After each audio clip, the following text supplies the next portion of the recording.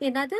சம்மர்ல Eiffel tower வளருமா? இது எப்படி? இல்ல இந்த வீடியோவை பாருங்க. ஆக்சுவலி தெர்மல் எக்ஸ்பான்ஷன் அப்படிங்கிற ஒரு பிசிக்கல் கான்செப்ட் இருக்கறனால தான் இந்த ரியாக்ஷன் நடக்குதுன்னு சொல்றாங்க. நார்மலாவே ஒரு மெட்டல் நம்ம ஹீட் பண்றோம் இல்ல வார்ம் பண்றோம் அப்படின்னா மெட்டல்ல இருக்கிற ஆட்டம்ஸ் வைப்ரேட் ஆகி கொஞ்சம் மூவ் பண்ணி ஸ்பேஸ் கொடுக்கும். இதனால தான் மெட்டல் எக்ஸ்பான்ஷன் ஆகுது. ஈஃபில் டவர்ல கிட்டத்தட்ட 7300 டன்ஸ் மெட்டல் யூஸ் பண்ணிருக்காங்க.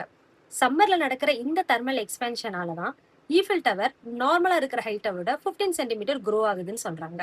அகைன் வின்டர் சீசன் வரும்போது எக்ஸ்பேண்ட் ஆன அந்த மெட்டல் ஆட்டம்ஸ் எல்லாமே கான்ட்ராக்ட் ஆயிடும். இந்த தெர்மல் எக்ஸ்பென்ஷன் தியரியை ஞாபகம் வச்சுதான் ரயில்வே ட்ராக்கும் கிரியேட் பண்ணிருக்காங்க. ரயில்வே ட்ராக்ல இருக்கிற மெட்டல் ராட்ல நல்லா கவனிச்சு பார்த்திருந்தீங்கன்னா அங்கங்க ஒரு சின்ன சின்ன கேப் கொடுத்திருப்பாங்க. இதுக்கு காரணம் தெர்மல் எக்ஸ்பென்ஷன்றனால மெட்டல் எப்ப வேணாலும் எக்ஸ்பேண்ட் ஆகலாம் அப்படின்றனாலதான். ஒருவேளை ரயில்வே ட்ராக்ல தெர்மல் எக்ஸ்பென்ஷன் நடக்கல அப்படின்னா ஒரு ட்ரெயினோட வீல் எவ்வளவு கேப்பை மேனேஜ் பண்ணி ரன் பண்ண முடியும்னு தெரிஞ்சுதான் கேப் விட்டு ரயில்வே ட்ராக்கை பில்ட் பண்றாங்க. இன்ட்ரெஸ்டிங்ல